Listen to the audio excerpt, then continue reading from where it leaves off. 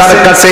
হযরতে মৌলা আলী রাদিয়াল্লাহু তাআলা আনহুর কাছে যাইয়া বলে, ইয়া মুশকিল কুশা, ও শের খোদা মৌলা আলী, আমাদের ফুরাতের পানির জোয়ার উঠে গেছে, বাড়িঘরগুলো পানির মধ্যে ভেসে গেছে। এখন মৌলা আলী রাদিয়াল্লাহু তাআলা আনহু বলে, আমি কি করতাম? এবার ওরা ডাক দিয়ে দিয়া মুশকিল কুশা, ওই ফুরাতের নদীতে যেই মাত্র বন্যা এসে গেছে রে বন্ধু, ওই মুহূর্তে বাড়ি ঘর সব লন্ডভন্ড হয়ে গেল। এখন বাড়ি ঘরের মানুষের খাবার দাবার বেঁচে গেল। ওই মুহূর্তে এখন তারা কি করবে?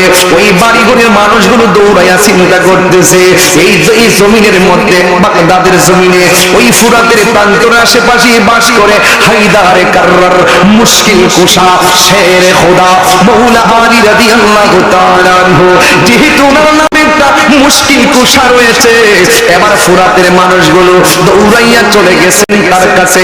হযরতে মৌলা আলী রাদিয়াল্লাহু তাআলা আনহুর কাছে যাইয়া বলে, ইয়া মুশকিল কুশা, ও শের খোদা মৌলা আলী, আমাদের ফুরাতের পানির জোয়ার উঠে গেছে, বাড়িঘরগুলো পানির মধ্যে ভেসে গেছে। এখন মৌলা আলী রাদিয়াল্লাহু তাআলা আনহু বলে, আমি কি করতাম? এবার ওরা ডাক দিয়ে দিয়া মুশকিল কুশা, আপনি কি করবেন? আমরা আপনাকে ওসিলা বানাইলাম, আপনি রবকে ডাক দিবেন, কি হবে না হবে আপনি জানবেন আর রব জানবে। সূরা কি সুবহানাল্লাহ বলা যাবে না? ওই মুহূর্তে ও যুবক ভাইরা রে, এই কথাগুলো আমি প্রায় মাহফিলেই বলি। এবার মৌলা আলী রাদিয়াল্লাহু তাআলা আনহু জোয়ারের কথা চিন্তা কইরা, ফুরাতের বন্যার কথা চিন্তা কইরা, হাতের মধ্যে লাঠি মোবারকটা লইয়া, গায়ের মধ্যে আস্তিনটা লাগাইয়া, গোড়ার মধ্যে ওইটা লাগামটা ধরলো। দুইটা কলিজার টুকরা, চাঁদের মতন চেহারা, একজনের নাম হলো ইমামে হাসান, আরেকজনের নাম হলো ইমামে হুসাইন। দুইজন হিসাবে আব্বা, ও আব্বা গো, আপনি ঘোড়ায় ওইটা নতুন কাপড় পইরা, আবার হাতের মধ্যে লাঠি মুবারকটা নিয়ে আপনি কোথায় যান? এবার মৌলা আলী রাদিয়াল্লাহু তাআলা আনহু ডাক দিয়া বলেন, ও আমার বাবারা, ওই ফুরাতের প্রান্তরের পানির ঠেলা মারছে, ওই ফুরাতের পানি ফুলা মারছে, এর মানে হলো জোয়ার উঠেছে, বন্যার পানিতে তার ফুরাতের তীরের বাড়িগুলা ভেসে গিয়েছে। এই জন্য ওরা এসেছে, আমি সেখানে যাইয়া আল্লাহর কাছে কিছু বলার জন্য, এই জন্য আমি সেখানে যাইতেছি। ইমাম হাসান হুসাইন ডাক দিয়ে কে, বাবা আপনি একলা যাইবেন, আমরা দুই ভাইও সাথে যাবো। একটার সামনে বসাইলো, আরেকজনের পিছনে বসাইয়া হযরতে মৌলা আলী রাদিয়াল্লাহু তাআলা আনহু ওই ফুরাতের প্রান্তরে চলে গেল। যাওয়ার পরে যে জায়গা শুকনো আছে, ওই জায়গার মধ্যে তীরবর্তী মানুষ যারা বন্যায় ভেসে গিয়েছে, ওরা মৌলা আলীর পাশে দাঁড়িয়ে গেছে। মৌলা আলী রাদিয়াল্লাহু তাআলা আনহু তিনি 2 রাকাত নামাজ পড়িয়া লাঠি মুবারকটা হাতের মধ্যে লইয়া মাটির মধ্যে একটা ধাক্কা মারছে। যেই মাত্র মৌলা আলী রাদিয়াল্লাহু তাআলা আনহু ওই রকম লাঠিটা মাটির মধ্যে গাইরা দিল, সাথে সাথে কয়েক ফুট পানি কমে গেছে। এবার আবার আরেকটা ধাক্কা দিল, আবার লাঠিটা যখন মাটির মধ্যে বসায় দিল, আবার কয়েক ফুট পানি কমে গেছে। ফুরাতের প্রান্তরে মানুষগুলো ডাক দিয়ে কয়, হে মৌলা আলী, ইয়া মুশকিল কুশা, আপনি যখন লাঠি মুবারকটা জমিনে রাখছেন, জমিন পানি খাইয়া ফেলাইছে। আর বড় করে বলেন না সুবহানাল্লাহ। আবার যখন দ্বিতীয়বার লাঠিটা রাখছেন, একদম আগে যেমন পানি ছিল একেবারে এইভাবে পানি, আবার মাটি আবার পানি খাইয়া ফেলাইছে। এখন আমরা ভয় লাগতেছে, আবার যদি আপনি লাঠিটা মাটিতে ঠেকাই দেন, না জানি আবার ফুরাতের পানি শুকায় আসা, আপনি আর মাটির মধ্যে লাগাবেন না, মাটির মধ্যে লাগাবেন না। আপনি যা করেছেন আলহামদুলিল্লাহ। এই কথা বলার পর ফুরাতের মানুষের মুখে হাসি ফুটে গেল। এখন আমার প্রশ্ন হলো, যে এই ফুরাতের পানি ঠেলা মারছে, জোয়ারের পানিতে সব বাইসা গেছিল, একদম বন্যা লেগে গেছে। মৌলা আলী রাদিয়াল্লাহু তাআলা আনহু উনার কলিজার টুকরা লইয়া ওই জায়গার মধ্যে ফুরাতের চতুর্পাশের মানুষগুলারে বন্যার দিকে বাঁচাইলো। এখন আমি ভৈরববাসীর কাছে একটা বিচার দিয়া যাই, ভৈরবের কাছে আমি একটা বিচার দিয়া যাই, যে এই মৌলা আলীর পানির ধাক্কা থেকে মানুষের বাঁচায়, ওই মৌলা আলীর সন্তানের জন্য ওই ফুরাতের প্রান্তরে অনেকগুলা মানুষ ওই ফুরাতের পানিটা বন্ধ করে দিয়েছিল। হায় রে ও ভৈরবের বাবা, এবার যুগে যুগে দেখছেন মুনাফিক কারে কইরে বাবা। এবারে যে ফুরাতের প্রান্তরের পানি মৌলা আলী রাদিয়াল্লাহু তাআলা দোয়া কইরা কমাইয়া দিল, আর ওই মৌলা আলীর আওলাদের জন্য আমার নবীর আহলে বায়াতের জন্য কারবালার জমিনের মধ্যে নিয়া চলে বলে কৌশলে নিয়া ইমাম আলী মুকামের জন্য তারা পানি বন্ধ করে দিয়েছে। আমার নবী বলে উম্মত দুইটা জিনিসের বাধা দিও না, একটা হলো পানি আরেকটা হলো রাস্তা। ওই ফুরাতের প্রান্তরে মুনাফিকরা রাস্তারও বাধা দিয়েছে, ওই মুনাফিকরা পানিরও বাধা দিয়েছে। হাইরে খাজা গরিব নওয়াজ পানা সাগরের পানি লুটার মধ্যে আইনা পিতৃরাজ রায়ের বাপ ডাকায় দিছে। আর ইমাম আলী মুকামের এত পাওয়ার, ইচ্ছা করলে ফুরাতের পানি মস্কের মধ্যে আনতে পারত, অথবা ইচ্ছা করলে আল্লাহরে বললে আল্লাহ পানি পাঠাইয়া দিত।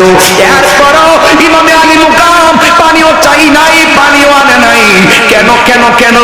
কারণ ইমামে আলী মুকাম ইমামে হুসাইন রাদিয়াল্লাহু তাআলা রক্তের সাথে আমাদের নাজাতের সম্পর্ক আছে না নাই? আর জোরে কন্যা আমাদের কোন আজকে তাবারুক আছে? আমাদের তাবারুক একটাই, জিকরে মাওলা আলী। কথা বলেন ঠিক না বেঠে? তো সুতরাং আমরা এই সুন্নিরা আমরা কখনো সিন্নি খাওয়ার জন্য লাগাইতে নয়। আমাদের তাবারুক হলো জিকির। চিৎকার মেরে কোন মারহাবা। এই জন্য আমাদের যে একজাত তরুণ যোদ্ধা আছেন, বিশেষ করে আপনারা শুনেছেন মেশকাত রেজা, সেও খুব সুন্দর বক্তব্য রেখেছেন। তরুণ যোদ্ধারা তারা অনেক কাজ করছেন এবং শায়ের জানালেন রেজা তো মন মাতানো সানাই মোস্তফা পরিবেশন করে আপনাদেরকে উদ্বিলিত করেছেন। হ্যাঁ, এবং মুফতি মাওলানা জহিরুল ইসলাম জাহিরি লাস্টে খুব সুন্দর হৃদয় বিদারক নাত রাসূল পড়ে আমাদের হৃদয়কে উজালা করেছেন। তো সবকিছু মিলে আপনারা একটু হাত তোলেন, হাত তুলে একটু বলতে চাই আমরা খুশি না বেজা? আরো বড় করে মানে খুশি না বেজা? আল্লাহ পাক যেন আপনাদের সকলকে কবুল করে বলুন আমিন। তাইলে আজকে সারা সন্ধ্যা থেকে এই পর্যন্ত, সারা রাত্র পর্যন্ত আমাদের উলামায়ে কেরাম একদম বেঁধে দেওয়া বিষয় অনুযায়ী ওনারা কি করেছেন? আলোচনা করেছেন। এতে কি আমাদের লাভ হয় নাই? আর যদি লাভ হয় নাই, লাভ হয়েছে। এই জন্য আমরা সবচেয়ে বড় সম্পদ হলো ঈমান। সবচেয়ে বড় সম্পদ কি?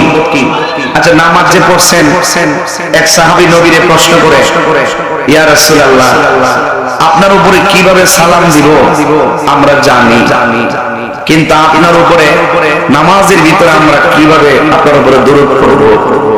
দেখেন কথাটা কিন্তু অনেক কঠিন, যে আপনাকে কিভাবে সালাম দিব সেটা আমরা জানি। নামাজের ভিতরে সালাম দেই না? আসসালামু আলাইকা আইয়ুহান নবী পড়ি না? আপনাকে কিভাবে সালাম দিব সেটা আমরা জানি, কিন্তু নামাজের মধ্যে আপনাকে আমরা আপনার উপরে দরুদ শরীফ পড়ব কেমনে? তখন আল্লাহর হাবিব দেখেন কি বলেছেন। আল্লাহর হাবিব বলেছেন নামাজের মধ্যে তোমরা দরুদ পড়বে আল্লাহুম্মা সাল্লি আলা মুহাম্মাদ ওয়া আলা আলি মুহাম্মাদ। সুবহানাল্লাহ বলেন না? এই ওয়া আলা আলি মুহাম্মাদ মানে হলো আহলে বায়াত। তার মানে বোঝা গেল নামাজের মধ্যে এমপি কে সালাম দিলে নামাজ বাতিল, মন্ত্রীকে সালাম দিলে নামাজ বাতিল, নামাজের ভিতরে নবীজিকে আহলে বায়াতকে স্মরণ না করলে নামাজ বাতিল। তাই নামাজ আফদালুল ইবাদাতুস সালাত, সর্বোত্তম ইবাদতের মধ্যে আহলে বায়াত আছে না নাই? আর বড় করে আছে না নাই? আছে। সেই জন্য আহলে বায়াতের শান সম্পর্কে আমি ওনারা যে আলোচনা করেছেন তাদের আলোচনার সাথে আমার কোনো কথা যেন না মিলে, যে কথাগুলো বাকি রয়ে গেছে হুজুররা তো সময়ের কারণে অনেক মহাসাগর আলেমগুলো এসেছিলেন, ওনারা সময়ের কারণে বিস্তারিত বলতে যতটুকু বলেছেন অসংখ্য বলেছেন। আরো যদি সময় দিতাম আরো বলতেন। এরপর একটা কনফারেন্সের নিয়ম অনুযায়ী ওনারা সুবিবেচনা করে আলোচনা কমিয়ে দিয়েছেন। তো আপনাদের কাছে আমার একটা কথা অনুরোধ থাকবে, আমরা মৌলা আলী রাদিয়াল্লাহু তাআলা আনহুকে ভালোবাসি, এতে কোনো সন্দেহ আছে? এই মৌলা আলী কনফারেন্সটা ভৈরবে করার মূল কারণ হলো যে অনেকে বলে যে আমরা সুন্নিরা মৌলা আলীর বিদ্বেষ করি, মৌলা আলী রাদিয়াল্লাহু বিরোধিতা করি। তো আমরা ওই সমস্ত বিরুদ্ধবাদীদের জবাব দেওয়ার জন্যই আমরা বোঝাইতে চাই আমরা সুন্নি, এমন সুন্নি আমরা আহলে বায়াতকে ভালোবাসি, সাহাবায়ে কেরামকে ভালোবাসি, আল্লাহকে ভালোবাসি, আউলিয়া কেরামকে ভালোবাসি, মাকে ভালোবাসি, সম্প্রীতিকে ভালোবাসি। এই সকল কিছুর মিলিয়ে 100% হৃদয়ে আল্লাহর বিধানগুলোকে ধারণ যে করতে পারে তারাই হলো সুন্নি। কথা বলেন ঠিক কিনা? এজন্য আমরা কাউকে খুশি করতে গিয়ে কাউকে বেজার করতে পারবো না, কারণ এই অথরিটি আল্লাহ আমাদেরকে দেয় নাই। এবার আসেন রাসূল করিম সাল্লাল্লাহু আলাইহি ওয়াসাল্লামের আহলে বায়ত হযরত মাওলানা আলী রাদিয়াল্লাহু তাআলা আনহু সম্পর্কে আমি কিছু কথা একটু বলতেই হয়, যে এই কথাটা আমি একটা হাদিস শরীফ উচ্চারণের মাধ্যমে আমি আপনাদেরকে তুলে ধরব। আন আয়েশা রাদিয়াল্লাহু তাআলা আনহা ক্বালাত, হযরত আয়েশা সিদ্দিকা রাদিয়াল্লাহু তাআলা আনহা থেকে বর্ণিত, তিনি বলেছেন রাআইতু আবু বকর সিদ্দিক রাদিয়াল্লাহু তাআলা আনহু, আয়েশা সিদ্দিকা বলেন যে আমি আমার আব্বা আবু বকরকে দেখেছি ইউকসিরুন নাজরা ইলা ওয়াজহি আলী রাদিয়াল্লাহু তাআলা আনহু, আমি আমার আব্বাকে দেখেছি, আমার আব্বা আবু বকর বেশি বেশি মাওলা আলী রাদিয়াল্লাহু তাআলা আনহুর চেহারার দিকে তাকায়। তখন ফাকুলতু লাহু, আমি আমার আব্বা মাওলা আলী রাদিয়াল্লাহু তাআলাকে জিজ্ঞেস করলাম, ইয়া আবা, হে আমার বাবা, আরাকা তুকসিরুন নাজরা ইলা ওয়াজহি আলী রাদিয়াল্লাহু তাআলা আনহু, অবশ্যই আমি আপনাকে দেখেছি, আজকে আপনাকে দেখেছি আপনি বেশি বেশি মাওলা আলী রাদিয়াল্লাহু তাআলা আনহুর চেহারার দিকে তাকান। আচ্ছা, মেয়ে হিসেবে তো বাবাকে এটা জিজ্ঞেস করতেই পারে কি পারে না? তখন হযরতে মাওলা হযরতে সিদ্দিক আকবর রাদিয়াল্লাহু তাআলা আনহু বলেন, কি বলেন, ইয়া বুনাইয়াতু, হে আমার মা, সামিআতু রাসূলুল্লাহ সাল্লাল্লাহু আলাইহি ওয়াসাল্লাম ইয়াকুল আন নাজরা ইলা ওয়াজহি আলী রাদিয়াল্লাহু তাআলা আনহু ইবাদাতুন। হযরত আবু বকর সিদ্দিক রাদিয়াল্লাহু তাআলা বলছেন, হে মা, আমার নবীজিকে বলতে শুনেছি যে তিনি বলেছেন আন নাজরা ইলা ওয়াজহি আলী রাদিয়াল্লাহু তাআলা আনহু ইবাদাতুন, হযরতে আলী রাদিয়াল্লাহু তাআলা আনহুর চেহারার দিকে তাকানো ইবাদত। আর বড় করে বলেন না সুবহানাল্লাহ। তাইলে মাওলা আলী রাদিয়াল্লাহু তাআলা আনহুর চেহারার দিকে সাহাবারা তাকায় থাকতেন। তার মানে আপনি বুঝতে পারতেছেন তো মাওলা আলীর শানটা কত, আর তিনি শানটা হলো আলাদা একটা স্পেশাল মর্যাদা, কারণ ওনারা হলেন আহলে বায়তের সদস্য। কথা বলেন ঠিক কিনা? তার মানে কাউকে ভালোবাসতে গিয়ে কাউকে ছোট করে দেখা যাবে না। আমার সমাজের মধ্যে কার কাছে টাকা নাও থাকে তাকে গরিব কিংবা ফকির বলে গালি দেওয়া যায় না। এই জন্য মর্যাদাগত দিক দিয়ে সাহাবায়ে কেরাম সবাই মর্যাদার পাত্র, আহলে বায়ত সবাই মর্যাদার পাত্র। আপনি মার্কিং করার মতন ক্ষমতা আল্লাহর হাবিব আপনাকে দেয় নাই। আপনি কাকে 3 নম্বর দিবেন, কাকে 5 নম্বর দিবেন, এইরকম মার্কিং করতে দেওয়া যাবে না। এবার আসেন, আল্লাহর হাবিব সিদ্দিক আকবরকে বলছেন, হে আবু বকর, আমার শরীরটা যেন কেমন কেমন লাগে, তুমি একটু মসজিদের মধ্যে ইমামতিটা করিও। আবু বকর সিদ্দিক রাদিয়াল্লাহু তাআলা বললেন, ইয়া রাসূলুল্লাহ, আপনার মেহরাবে দাঁড়িয়ে আমি নামাজের ইমামতি করব, আমার পা থরথর করে কাঁপছে। রাসূল ডাক দিয়ে বলেন, আবু বকর, তুমি ভুলে যেও না তোমাকে যিনি হুকুম করেছেন তিনি রাহমাতুল লিল আলামিন। বাস সিদ্দিক আকবর গিয়ে নামাজের মেহরাবে দাঁড়ায় গেলেন। দাঁড়ানোর পরে আমার নবীজি ওই ঘর থেকে ভর করে করে জানালার বরাবর দাঁড়িয়ে কাপড়টা সরালেন। কাপড়টা সরাইয়া তিনি জামাতের দিকে তাকায়া চোখের পানি ফেলে কান্না শুরু করলেন। হযরত আয়েশা সিদ্দিকা বলেন, ইয়া রাসূলুল্লাহ, আপনি অসুস্থ, আপনি ভর করে দাঁড়িয়ে মসজিদের দিকে তাকিয়ে কেন কান্না করতেছেন? আমার নবীজি বলেন, আয়েশা রে, দেখো না, আজকের চোখের পানি এটা দুঃখের পানি নয়, আজকের চোখের পানিটা আনন্দের পানি। তুমি তাকায়া দেখো, আমি মেহরাবে যাই নাই, নামাজ পড়ানোর জন্য সিদ্দিক আকবর কিভাবে ইমামতের জায়গায় দাঁড়িয়ে গিয়েছে, আর তার পিছনে সব সাহাবীরা লাইন ধরে দাঁড়িয়ে গেছে।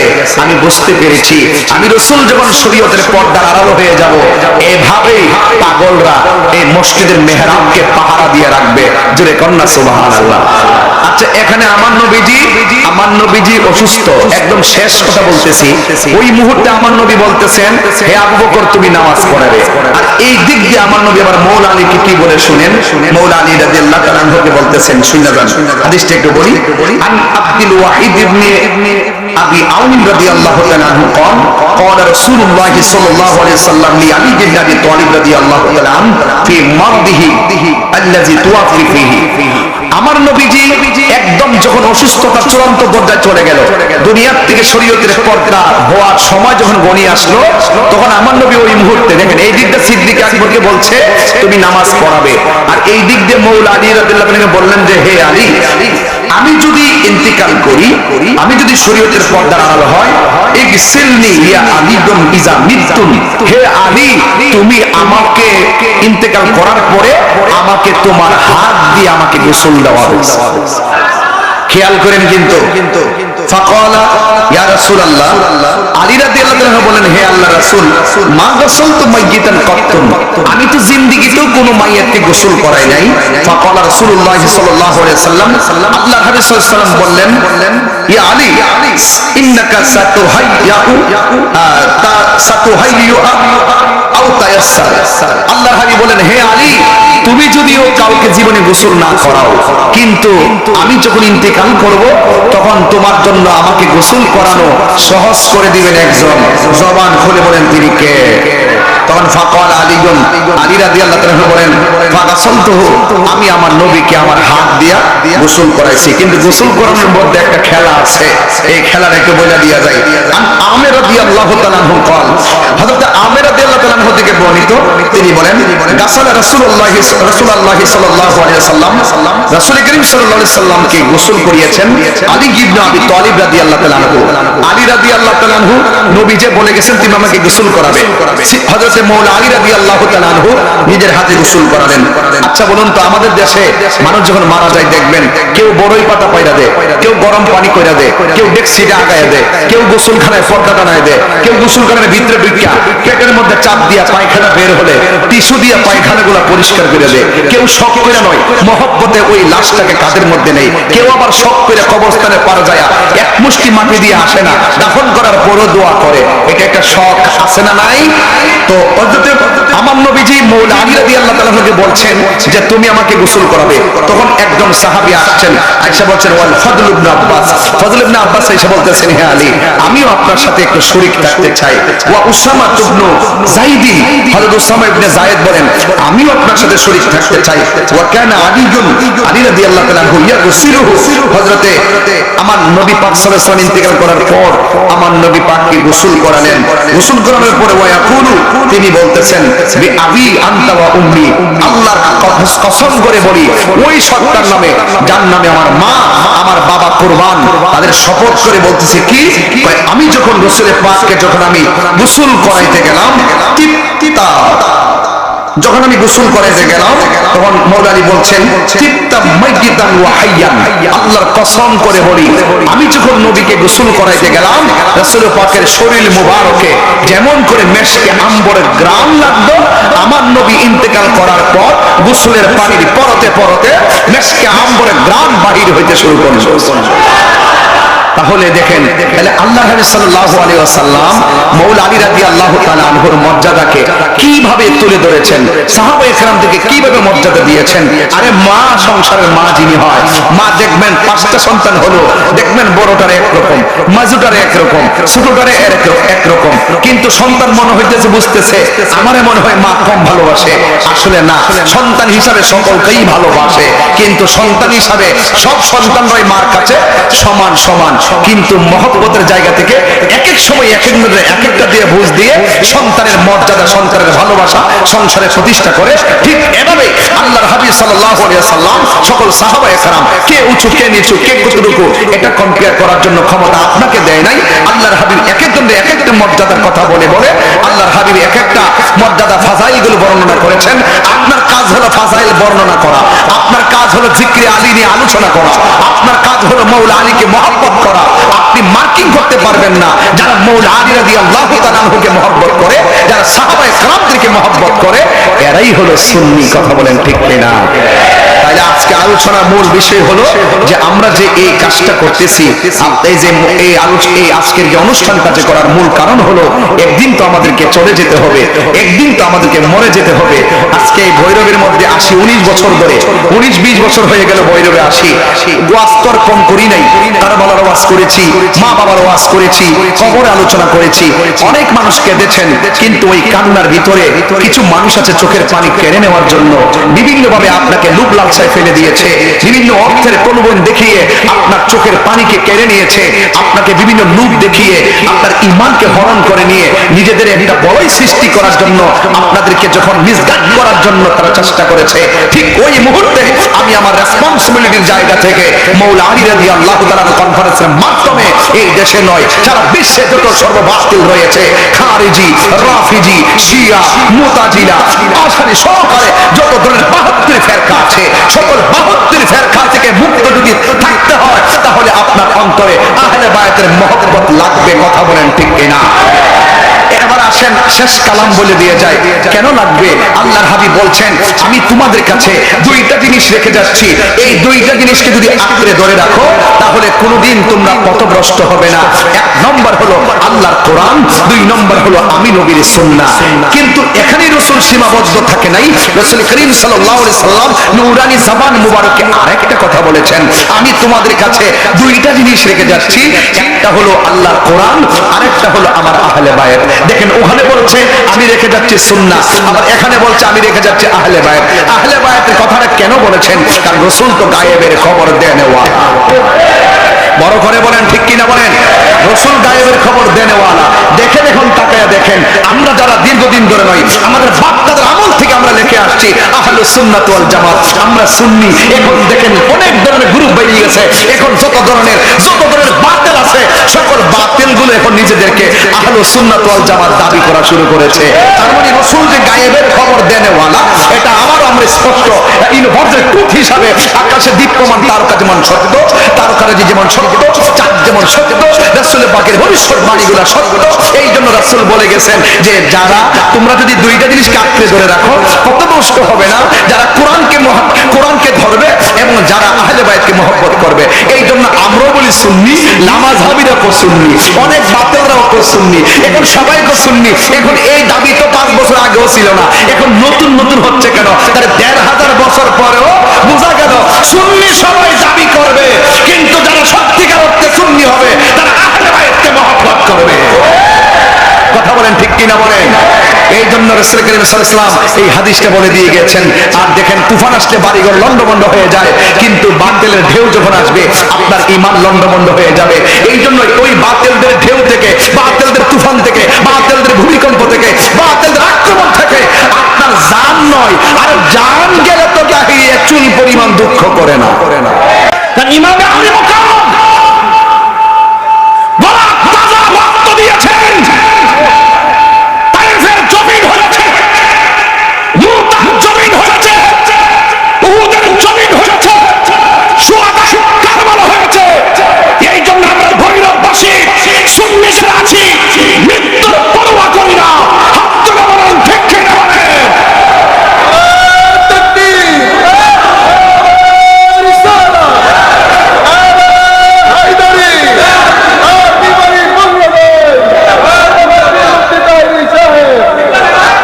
এই জন্য যুবক ভাইরা আমার, এই প্রোগ্রামটা এত গুরুত্বপূর্ণ। এই জন্য বলছি প্রোগ্রাম জেনে শুনে সত্যকে গোপন করবেন না। আমরা বিশেষ করে দাওয়াত ইমানি বাংলাদেশ বানের জলে বেশে আসা কচুরি বানানো হয়। দেখবেন যেখানে কোনো ধরনের বাতিলদের চক্রান্ত হয় তখন আমরা প্রতিবাদ করি।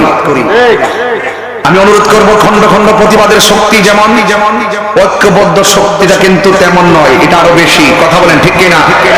আমি অনুরোধ করব ভৈরববাসীকে আমরা সবাই যে যেই দল করি সব দলের ভিতরে সুন্নি আছে কিনা? আজকে যারা বিশেষ করে লিবি মুজিবুর রহমান এবং আলহাজ আল মামুন এবং জনাব মাসুম বিল্লাহ ভাই এবং আমার ভাই মীর রাজন আহমদ সাহেব এবং আমাদের আজকের অতিথিবৃন্দ, ওনারা যে বক্তব্য রেখেছেন আপনারা কি অনুভব করেছেন ওনারা কি বাতেল? ওনারা কি বাতেল? এক একটা বক্তব্য আমাদের হৃদয়কে কেড়ে নিয়েছে। এই জন্য সুন্নি যেখানে থাকবে আমরা সেখানে যাব। কথা বলেন ঠিক কিনা বলেন? আমাদের কাজ হলো সুন্নি নিয়া, আমাদের কাজ হলো সুন্নিয়ত নিয়া। আমরা কোনো বিভাজন চাই না। যারা নবীকে ভালোবাসে আমরা তাকে ভালোবাসবো, যারা আহলে বায়াতকে ভালোবাসে আমরা তাদেরকে ভালোবাসবো। সুন্নিরা কোনো দলের দালালি করে না, সুন্নিরা মদিনাওয়ালার প্রেমের দালালি করে। আরেকটা কথা বলি, সুন্নিরা কখনো রক্ত চক্ষুকে ভয় পায় না। ভয় না পাওয়ার একটা কারণ আছে, কারণ সুন্নিরা দেখবেন সুন্নিরা রক্ত চক্ষুকে ভয় না পাওয়ার মূল কারণ সুন্নিদের চোখের মধ্যে আছে মদিনাওয়ালার সবুজ গম্বুজের দৃশ্য। কথা বলেন ঠিক কিনা? এই জন্য আমরা এগুলো ভয় পাই না। আমার বলতেছে গাড়ি ভাঙছে, আরে বেটা 23 বার না 24 বার গাড়ি ভাঙছে, বেটা হইলে সুরের মতন গাড়ি বাড়ি দিয়ে এইটা মারে দৌড় মারে, তো সামনে দাঁড়ায় না বাংলা সাহস থাকলে কথা কোন ঠিক না দেখে। এই জন্য যাই হোক, ভাঙলে ভাঙবে, মারলে মারবে, কিন্তু মৃত্যুর আগ পর্যন্ত আমরা যেহেতু মরে যাব, কিন্তু লড়ে যেতে হবে, কথা বলেন ঠিক কিনা? তো আমরা দিন শেষে একটা কথা বলবো, এই দেশে অনেক ইসলামী দল আছে, আমি সকলকে অনুরোধ করব, আপনারা যদি ভালো চান, এই দেশের সুন্দর একটা মুহূর্ত এসেছে, সকল যত যে ধর্ম বা যে দল করেন না কেন, আমি অনুরোধ করব, যদি আপনারা আমাকে ভালো লাগে, আমাকে আপনি বুঝান, বুঝায় আপনার দলে নেন, না হয় আপনি বুঝে আসুন। যদি ইসলামী দলগুলো যদি সকলে যদি আলোচনা সাপেক্ষে আকীদার সমাধান করে যদি ঐক্যবদ্ধ হতে পারে, নিঃসন্দেহে অন্তত পক্ষে সুন্নিরা এবং ইসলামী দলগুলো রাজপথ থেকে মসনদে যেতে পারবে, কথা বলেন ঠিক কিনা? একটা অংশ থাকবে। এই উদাত্ত আহ্বান জানিয়ে আর ভৈরববাসীকে অনুরোধ করব, আপনারা এই মাহফিলগুলো যেন বন্ধ না হয়, আপনারা মাহফিলগুলো করবেন। যদি কোনো কারণে মাহফিলটা বন্ধ হওয়ার জন্য কেউ যদি অপচেষ্টা করে, ইনশাআল্লাহ আমরা সকলে ঐক্যবদ্ধভাবে এই মাহফিলগুলোকে বাস্তবায়ন করার জন্য সংগ্রাম করব, লড়াই করব, কথা বলেন ঠিক কিনা? কারা কারা আমার প্রস্তাবের সাথে একমত আছেন? যদি মরে যাওয়ার প্রশ্ন আসে, মরতে রাজি আছেন? কার জন্য মরতে রাজি আছেন? আরো জোরে কার জন্য? দেখা দাও রাসূলুল্লাহ তুমি কাঁদে আশিক তোমার, কষ্ট আপনাদের, দেখা দাও রাসূলুল্লাহ তুমি কাঁদে আশিক তোমার, আছো শুয়ে মদিনায় তুমি ডেকে নাও রোজা তোমার, রাসূলুল্লাহ প্রিয় পাই হবে আমার, রাসূলুল্লাহ প্রিয় পাই হবে আমার, ওই মদিনার পথের ধুলি মাখতাম আমি পেলে সুরমা বলি, ওই মদিনার পথের ধুলি মাখতাম আমি পেলে সুরমা বলি, ফিরে পেত নয়ন নূরেরই আধার, ফিরে পেত নয়ন নূরেরই আধার, ডেকে নাও রোজা তোমার, রাসূলুল্লাহ কি উপায় হবে আমার, মরণের চিঠি যখন আসবে আমার, কালিমার তালকিন দিও বারে বার, মরণের চিঠি যখন আসবে আমার, কালিমার তালকিন দিও বারে বার, কান ভরে দেখবো চেহারা তোমার, কান ভরে দেখবো চেহারা তোমার, ডেকে নাও রোজা তোমার, রাসূলুল্লাহ প্রিয় ভাই হবে আমার, রাসূলুল্লাহ প্রিয় ভাই হবে আমার। মদিনা যেতে চাননি আপনারা? তোমার দেশে যাই কত আসে কান, এরদম পড়ে আছি বাংলায় তান, তোমার দেশে যাই কত আসে কান, এরদম পড়ে আছি বাংলায় তান, যেতে পারলাম না আমি দেশে তোমার, যেতে পারলাম না আমি আর ডেকে নাম রওজা তোমার রাসূলুল্লাহ কি উপায় হবে আমার রাসূলুল্লাহ কি উপায় হবে আমার ডেকে নাও রাসূলুল্লাহ তুমি কাঁদে শিখো তোমার আছো শুয়ে মদিনায় তুমি ডেকে নাও রওজা তোমার রাসূলুল্লাহ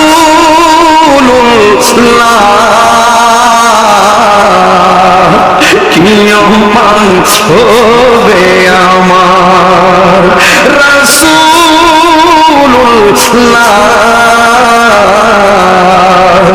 কি উপায় হবে আমার বিদায় বেলায় সবাই জবানটা খুলে গন সুবহানাল্লাহ কি দিয়া বুঝাবো 2-3 মিনিটে ফিনিশিং দিয়া বইলা দিয়া যাই ফুরাতের নদীর মধ্যে পানি আছে না নাই ওই ফুরাতের নদী একদিন স্বর্ণে পূর্ণ হয়ে যাবে এই জন্য ফুরাতের নদীর দাম আছে না নাই ওই ফুরাতের নদীর ভিতরে এমন একটা জোয়ার উঠে গেছে এই জোয়ারে ফুরাতের পারে পানি উঠে গেছে তীরের মধ্যে যে বাড়ি ঘর ওই বাড়ি ঘর গুলো একদম ভরপুর ভেসে গেছে যেমন সাতকানিয়া সুনামগঞ্জ লোহাগাড়া যেমন করে বন্যায় বাড়ি ঘর ভেসে গেছে দাওয়াতি মানে মানবিক কাফেলা সেদিন প্রাণ নিয়ে দৌড়াইয়া দৌড়ে মানবিক ভাবে হাত তুলেছে সেখানে গিয়ে আমরা হাজির হয়ে গেছি আমরা বিশ্বাস করি আজকে বুড়িচং কিংবা আখাউড়ার বন্যা আগামীতে আমার বাড়িতেও বন্যা আসতে পারে কথা বলেন ঠিক কিনা ওই ফুরাতের নদীতে যেই মাত্র বন্যা এসে গেছে রে বন্ধু ওই মুহূর্তে বাড়ি ঘর সব লন্ডভন্ড হয়ে গেল এখন বাড়ি ঘরের মানুষের খাবার দাবার বেঁচে গেল ওই মুহূর্তে এখন তারা কি করবে ওই বাড়ি ঘরের মানুষগুলো দৌড়াইয়া চিন্তা করতেছে এই জমিনের মধ্যে বাগদাদের জমিনে ওই ফুরাতের প্রান্তর আশেপাশে বাস করে হায়দার কাররার মুশকিল কুশা শেরে খোদা মওলা আলী রাদিয়াল্লাহু তাআলা আনহু যেহেতু ওনার নামে একটা মুশকিল কুশা রয়েছে এবার ফুরাতের মানুষগুলো দৌড়াইয়া চলে গেছেন তার কাছে হযরতে মওলা আলী রাদিয়াল্লাহু তাআলা আনহুর কাছে যাইয়া বলে ইয়া মুশকিল কুশা ও শেরে খোদা মওলা আলী আমাদের ফুরাতের পানির জোয়ার উঠে গেছে বাড়িঘরগুলো পানির মধ্যে ভেসে গেছে এখন মওলা আলী রাদিয়াল্লাহু তাআলা আনহু বলে আমি কি করতাম এবার ওরা ডাক দিয়ে দিয়া মুশকিল কুশা আপনি কি করবেন আমরা আপনাকে ওসিলা বানাইলাম আপনি রবকে ডাক দিবেন কি হবে না হবে আপনি জানবেন আর রব জানবে সূরা কি সুবহানাল্লাহ বলা যাবে না ওই মুহূর্তে ও যুবক ভাইরা রে এই কথাগুলো আমি প্রায় মাহফিলেই বলি এবার মওলা আলী রাদিয়াল্লাহু তাআলা আনহু জোয়ারের কথা চিন্তা কইরা ফুরাতের বন্যার কথা চিন্তা কইরা হাতের মধ্যে লাঠি মোবারকটা লইয়া গায়ের মধ্যে আস্তিনটা লাগাইয়া গোড়ার মধ্যে ওইটা লাগামটা ধরলো দুইটা কলিজার টুকরা চাঁদের মতন চেহারা একজনের নাম হলো ইমামে হাসান আরেকজনের নাম হলো ইমামে হুসাইন দুইজন আইসা কই আব্বা ও আব্বা গো আপনি ঘোড়ায় ওইটা নতুন কাপড় পইরা আবার হাতের মধ্যে লাঠি মোবারকটা নিয়ে আপনি কোথায় যান এবার মওলা আলী রাদিয়াল্লাহু তাআলা আনহু ডাক দিয়া বলেন ও আমার বাবারা ওই ফুরাতের প্রান্তরে পানির ঠেলা মারছে ওই ফুরাতের পানি ফুলা মারছে এর মানে হলো জোয়ার উঠেছে বন্যার পানিতে তার ফুরাতের তীরের বাড়িগুলো ভেসে গিয়েছে এই জন্য ওরা এসেছে আমি সেখানে যাইয়া আল্লাহর কাছে কিছু বলার জন্য এই জন্য আমি সেখানে যাইতেছি ইমাম হাসান হুসাইন ডাক দিয়ে বাবা আপনি একলা যাইবেন আমরা দুই ভাইয়ের সাথে যাবো একটার সামনে বসাইলো আরেকজনের পিছনে বসাইয়া হযরতে মওলা আলী রাদিয়াল্লাহু তাআলা আনহু ওই ফুরাতের প্রান্তরে চলে গেল যাওয়ার পরে যেই জায়গা শুকনা আছে ওই জায়গার মধ্যে তীরবর্তী মানুষ যারা বন্যায় ভেসে গিয়েছে ওরা মওলা আলীর পাশে দাঁড়িয়ে গেছে মওলা আলী রাদিয়াল্লাহু তাআলা আনহু তিনি 2 রাকাত নামাজ পড়িরা লাঠি মুবারকটা হাতের মধ্যে লইয়া মাটির মধ্যে একটা ধাক্কা মারছে, যেই মাত্র মৌলা আলী রাদিয়াল্লাহু তাআলা আনহু ওই রকম লাঠিটা মাটির মধ্যে গাইরা দিল, সাথে সাথে কয়েক ফুট পানি কমে গেছে। এবার আবার আরেকটা ধাক্কা দিল, আবার লাঠিটা যখন মাটির মধ্যে বসায় দিল, আবার কয়েক ফুট পানি কমে গেছে। ফুরাতের প্রান্তরে মানুষগুলো ডাক দিয়ে কয়, হে মৌলা আলী, ইয়া মুশকিল কুশা, আপনি যখন লাঠি মুবারকটা জমিনে রাখছেন, জমিন পানি খাইয়া ফেলাইছে। আর বড় করে বলেন না সুবহানাল্লাহ। আবার যখন দ্বিতীয়বার লাঠিটা রাখছেন, একদম আগে যেমন পানি ছিল একেবারে এইভাবে পানি, আবার মাটি আবার পানি খাইয়া ফেলাইছে। এখন আমরা ভয় লাগতেছে, আবার যদি আপনি লাঠিটা মাটিতে ঠেকাই দেন, না জানি আবার ফুরাতের পানি শুকায় আসা, আপনি আর মাটির মধ্যে লাগাবেন না, মাটির মধ্যে লাগাবেন না, আপনি যা করেছেন আলহামদুলিল্লাহ। এই কথা বলার পর ফুরাতের মানুষের মুখে হাসি ফুটে গেল। এখন আমার প্রশ্ন হলো, যে এই ফুরাতের পানি ঠেলা মারছে, জোয়ারের পানিতে সব বাইসা গেছিল, একদম বন্যা লেগে গেছে। মৌলা আলী রাদিয়াল্লাহু তাআলা আনহু উনার কলিজার টুকরা লইয়া ওই জায়গার মধ্যে ফুরাতের চতুর্পাশের মানুষগুলারে বন্যার দিকে বাঁচাইলো। এখন আমি ভৈরববাসীর কাছে একটা বিচার দিয়া যাই, ভৈরবের কাছে আমি একটা বিচার দিয়া যাই, যে এই মৌলা আলীর পানির ধাক্কা থেকে মানুষের বাঁচায়, ওই মৌলা আলীর সন্তানের জন্য ওই ফুরাতের প্রান্তরে অনেকগুলা মানুষ ওই ফুরাতের পানিটা বন্ধ করে দিয়েছিল। হায় রে ও ভৈরবের বাবা, এবার যুগে যুগে দেখছেন মুনাফিক কারে কইরে বাবা। এবারে যেই ফুরাতের প্রান্তরের পানি মৌলা আলী রাদিয়াল্লাহু তাআলা দোয়া কইরা কমাইয়া দিল, আর ওই মৌলা আলীর আওলাদের জন্য, আমার নবীর আহলে বায়াতের জন্য কারবালার জমিনের মধ্যে নিয়া চলে বলে কৌশলে নিয়া ইমাম আলী মুকামের জন্য তারা পানি বন্ধ করে দিয়েছে। আমার নবী বলে, উম্মত দুইটা জিনিসের বাধা দিও না, একটা হলো পানি, আরেকটা হলো রাস্তা। ওই ফুরাতের প্রান্তরে মুনাফিকরা রাস্তারও বাধা দিয়েছে, ওই মুনাফিকরা পানিরও বাধা দিয়েছে। হাইরে খাজা গরিবে নওয়াজ পানা সাগরের পানি লুটার মধ্যে আইনা পিতৃরাজ রায়ের বাপ ডাকায় দিছে। আর ইমাম আলী মুকামের তো পাওয়ার, ইচ্ছা করলে ফুরাতের পানি মস্কের মধ্যে আনতে পারতো, অথবা ইচ্ছা করলে আল্লাহরে বললে আল্লাহ পানি পাঠাইয়া দিত। এরপরও ইমামে আলী মুকাম পানিও চাই নাই, পানিও আনে নাই।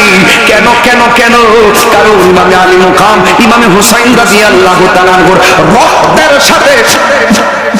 রক্তের সাথে আমাদের নাজাতের সম্পর্ক আছে না নাই? আর জোরে কোন আছে না নাই? অনেকে বলে ইমাম হুসাইন নাকি সেই জায়গার মধ্যে যুদ্ধ করতে গেছে, মিথ্যা কথা, যুদ্ধ করতে যাই নাই, ওরা মুনাফিকি কইরা দাওয়াত কইরা লইয়া গেছে, নিয়া তারা পানি বন্ধ কইরা দিয়েছে। এই ফুরাতের পানি কেমনে তোরা বন্ধ করলি? যেই নবী সৃষ্টি না হইলে ফুরাতের পানি হইতো না, সেই নবী আওলাদের জন্য তোমরা পানি বন্ধ করে দিয়েছো। খবরদার খবরদার, মিজানের পাল্লা ভারী হয়ে যাবে বদি দিয়া। ওই তোমরা হাউজে কাউসারের পানি কিন্তু সেদিন আর পাবে না।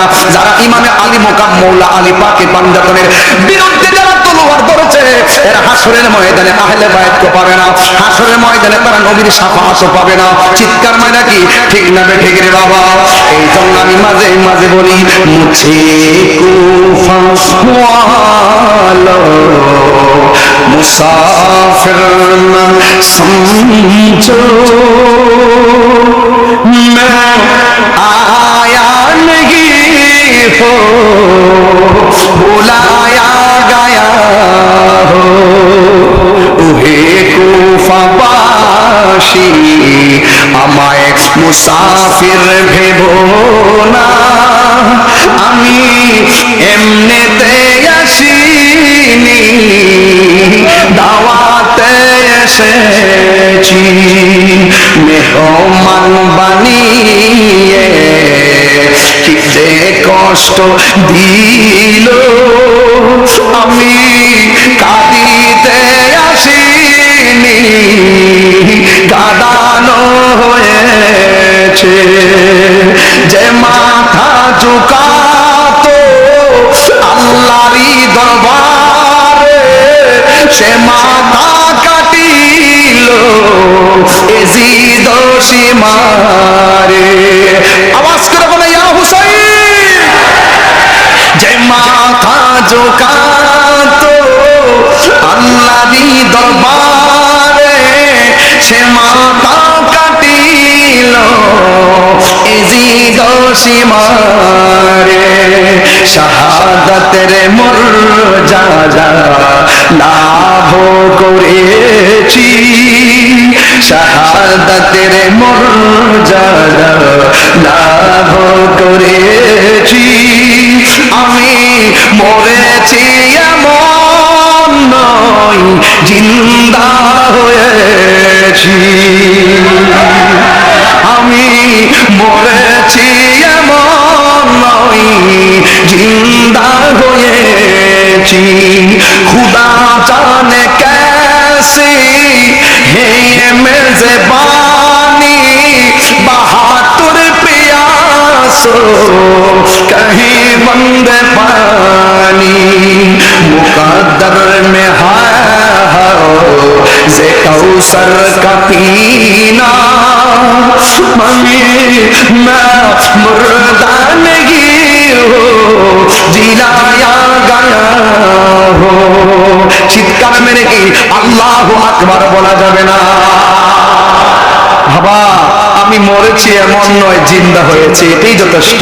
আরে এজিদের নাম কেউ রাখে না, হুসাইনের নামের অভাব হয় না, কথা কোন ঠিক কিনা? ওই মৌলা আলী রাদিয়াল্লাহু তাআলা আনহুর মহব্বত আমরা চাই কি চাই না? আল্লাহ যেন আমাদের সকলকে মৌলা আলী রাদিয়াল্লাহু তাআলা আনহুর মহব্বত হৃদয়ে ধারণ করে এই জিন্দেগি থেকে